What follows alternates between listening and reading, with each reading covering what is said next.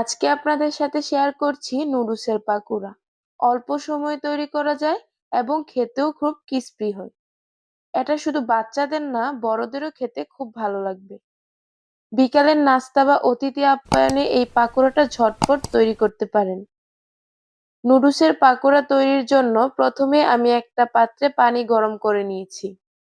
এবার এই গরম পানির মধ্যে আমি দিয়ে দিচ্ছি ৩ প্যাকেট ইনস্ট্যান্ট নুডলস।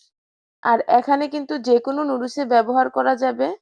নুডলসগুলো ছোট ছোট টুকরো করে সিদ্ধ করতে হবে, তাহলে পাকোড়াটা ভালো হবে। এবার সামান্য নেড়েচেড়ে নুডলসটা আমি ৩ থেকে ৪ মিনিট সিদ্ধ করে নিব। নুডলসটা সিদ্ধর জন্য পানি কিন্তু এমন পরিমাণ ব্যবহার করতে হবে যে নুডলসটা পুরোপুরি সিদ্ধ হয়ে যায় আর পানিটাও পুরোপুরি শুকিয়ে যায়। নুডলসটা কিন্তু বেশি সিদ্ধ করা যাবে না, তাই সাথে সাথে চুলা থেকে নামিয়ে নিতে হবে। চুলা থেকে নামিয়ে নুডলসটা আমি ঠান্ডা করে নিয়েছি। গরম অবস্থায় কিন্তু পাকোড়াটা তৈরি করা যাবে না। এখানে পাকোড়াটা তৈরির জন্য আমি রুম টেম্পারেচারে থাকা একটি ডিম দিয়ে দিচ্ছি। আধা কাপ পেঁয়াজ কুচি দিয়ে দিচ্ছি। পেঁয়াজটা মিহি করে কুচি করলে ভালো হয়। আর দিয়ে দিচ্ছি মিহি করে কেটে নেওয়া ২টি মরিচ কুচি।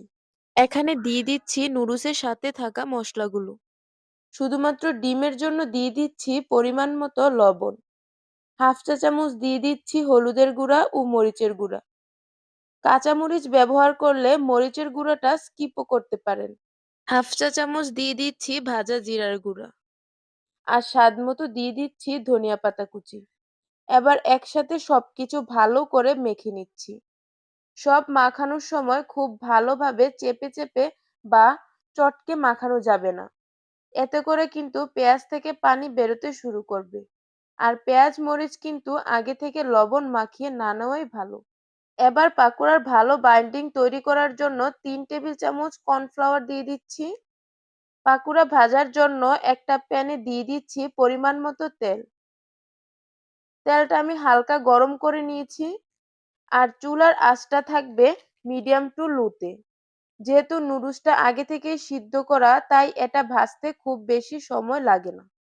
তবে তাই বলে চুলার আঁচটা বাড়িয়ে ভাজা যাবে না। পাকোড়ার এপাশ ভাজা হয়ে গেছে। এবার পাকোড়াগুলোকে আমি একে একে উল্টিয়ে দিচ্ছি। চুলার আঁচটা মিডিয়ামে রেখে এগুলোকে গোল্ডেন ব্রাউন করে ভেজে নিলে এটা খেতে অনেক ক্রিস্পি হয়। ভেজে উঠানোর পর কিন্তু এর কালারটা আরো কিছুটা গাঢ় হয়ে যায়। তাই দুপাশে আমি মোটামুটি ৪-৫ মিনিট ভেজে তেল ঝরিয়ে উঠিয়ে নিচ্ছি। নুডলসের এই পাকোড়াটা কিন্তু খেতে অনেক মুচমুচে হয়। আশা করি আজকের রেসিপি ভালো লেগেছে। রেসিপি ভালো লাগলে অবশ্যই লাইক, কমেন্ট এবং সাবস্ক্রাইব করবেন। আজ এখানেই বিদায় নিচ্ছি। আল্লাহ হাফেজ।